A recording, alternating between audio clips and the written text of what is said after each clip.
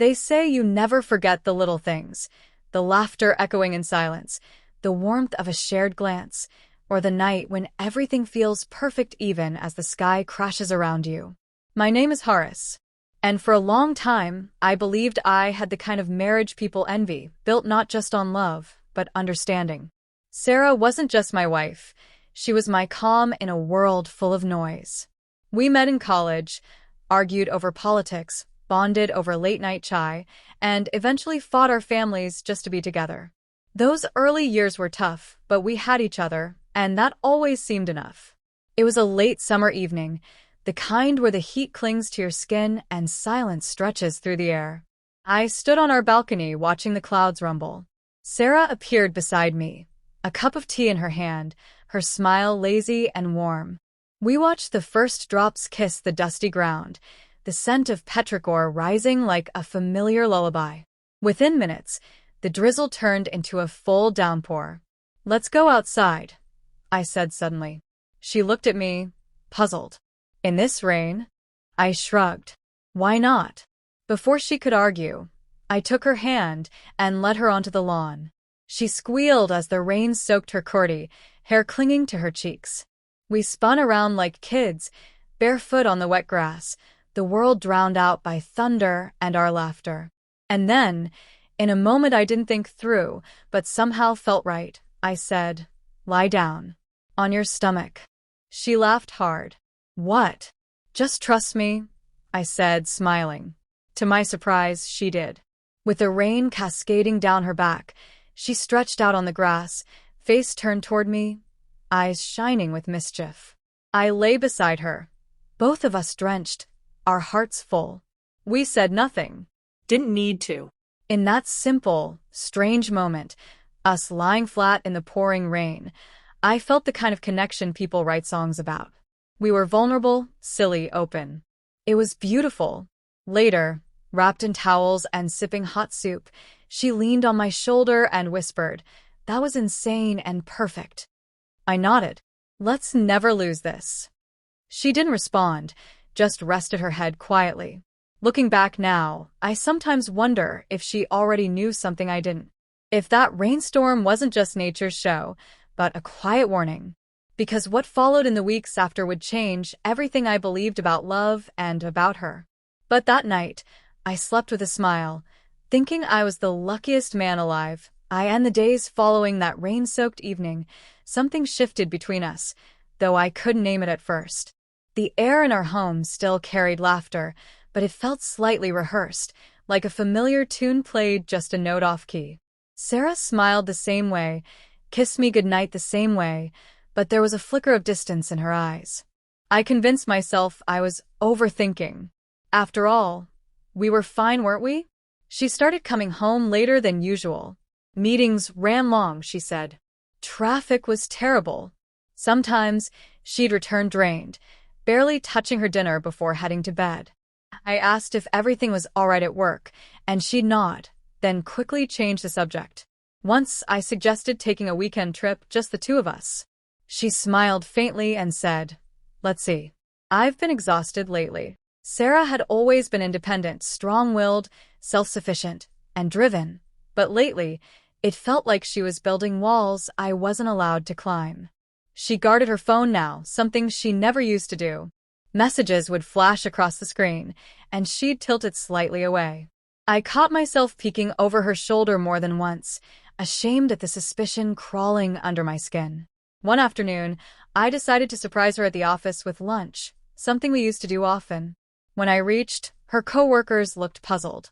"Sarah left an hour ago," one of them said casually. "She had some off-site meetings." I waited in the car for over 2 hours, watching the rain blur the windshield. My stomach churned with doubt, but I didn't want to jump to conclusions. I drove home, hoping for an explanation that would put my mind at ease. That evening, she walked in soaked from head to toe, her clothes clinging to her like they had that night on the lawn. I greeted her with forced cheer and casually mentioned visiting her office. She froze for a fraction of a second, just long enough. "Oh yeah," she said, setting her bag down quickly. Plans changed last minute. I had to rush across town. Total chaos. Her explanation was fluid, convincing even. But something about it didn't sit right. She didn't meet my eyes. Her hands trembled slightly as she poured herself tea. That night, I lay beside her, staring at the ceiling, her back turned to me. My chest ached with questions I couldn't bring myself to ask. At around 2 a.m., I woke to the faint buzz of her phone. She was asleep. I reached for it, almost on instinct. A message blinked across the lock screen. Last night was unforgettable. I can't stop thinking about you. I didn't open it. I didn't need to. The storm outside howled, but the real storm had just started inside me. I didn't confront her right away. Maybe I wasn't ready. Maybe I hoped, foolishly, that there was some innocent explanation. That the message was misinterpreted, or worse, not meant for her at all. But the sinking feeling in my chest wouldn't let go. I started noticing the patterns I'd ignored before, how she smiled a little too brightly when her phone chimed, how her excuses were always rehearsed, and how, slowly, I had been pushed out of the space I used to call home. So I waited, watched, and listened. 3 nights later, she said she had a team dinner. I nodded, kissed her cheek, and said nothing. Then, quietly, I followed her cab. I stayed 2 cars behind, rain tapping softly against my windshield like a metronome counting down the collapse of my world. She didn't go to any restaurant. She got off in a quiet residential area. A man stood at the gate, umbrella in hand, waiting. She smiled in a way I hadn't seen in months. Warm, eager, young again. That smile used to be mine. They embraced casually at first, but then lingered. I felt the air leave my lungs. I didn't get out. Didn't shout. Didn't cause a scene. I simply watched, letting the truth sink in like rain into dry earth. The weight of betrayal, heavier than any monsoon storm, settled on my chest. That night, she came home late. Her clothes smelled of someone else's perfume masked under hers. She hummed a soft tune as she changed, like nothing had happened. I sat in the living room, staring at the window, pretending to scroll through my phone. The next morning, I couldn't pretend anymore. "Who is he?" I asked quietly. She froze mid-sip. The color drained from her face. "What are you talking about?" "You know what I'm talking about." There was a long pause. And then she exhaled, slow, tired. "His name is Adil." Just like that. No apology. No denial. Just a name that now lived in the space between us. "I didn't plan it," she said. "It just happened. We were friends. I was lonely. You were always busy. Always distant." Her words sliced deeper than the truth I already knew. Was that how she saw me now? A distant man she once loved? "You could have talked to me," I whispered. "We could have fixed it." "I didn't want it fixed," she replied. "Not anymore." And with that, the foundation we built, brick by brick, dissolved like chalk in rain. She left for work. I stayed home, staring at our wedding photo on the wall. 2 people smiling under a blue sky, unaware of the storm ahead. The rain came again that evening. I stepped outside, alone this time, letting it drench me. I remembered that night when she lay on her stomach in the grass, laughing, completely mine. That memory now felt like someone else's life.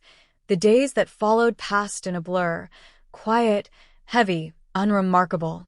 I went through motions that used to mean something. Making coffee for 2, checking my phone for her messages, reaching for her side of the bed in the dark. But she wasn't there. Not in the house, not in my arms, not in the future I had once imagined with such certainty. Sarah moved out a week after our conversation. No fights. No pleading. Just silence and the soft click of the front door as she left, suitcase in hand, her perfume lingering for hours after. She didn't cry. I did, but only when I was alone. I could have hated her. It would have been easier. Anger is cleaner than heartbreak. But the truth is, I still loved her, even as she broke me. That's the twisted thing about betrayal. It doesn't end love instantly. It just poisons it slowly. For weeks, I avoided everything that reminded me of her. I didn't walk past the park where we used to sit. I skipped the Sunday markets we once visited religiously. I even stopped watching the rain. But grief is patient. It waits. And eventually it finds you. One evening, I found myself back on the same balcony where it all began. The clouds had gathered again, thick and gray. Thunder rumbled in the distance. And then, it started to rain. For a long time, I just stood there, unmoving. Then something inside me shifted. I stepped out onto the lawn, barefoot, letting the cold water soak through my clothes. I lay down, not to recreate the memory, but to confront it. Face up this time. Staring at the sky, I allowed myself to feel everything I'd buried: love, loss, disappointment, even hope. I realized then that Sarah had been drifting long before a deal entered the picture. She had silences I couldn't fill, wounds I couldn't heal. And maybe I did grow distant in the comfort of routine, taking for granted that love was enough on its own. Healing didn't come in grand waves. It came in slow, uneven breaths. Through journaling. Through honest conversations with myself. Through forgiving her, not because she asked, but because I couldn't carry the weight any longer. Now, months later, the pain has dulled, replaced by a cautious peace. I've started writing again, something I gave up when she left. And when it rains, I don't hide anymore. I let it fall. I let it wash away what's left of the sorrow. Somewhere, I hope Sarah found whatever it was she was looking for. I've stopped needing to know. I no longer believe love alone can hold two people together. It takes choice, presence, vulnerability. But I still believe in love. And sometimes, when the clouds gather and thunder hums low, I remember that night, the rain, her laughter, the moment we were whole.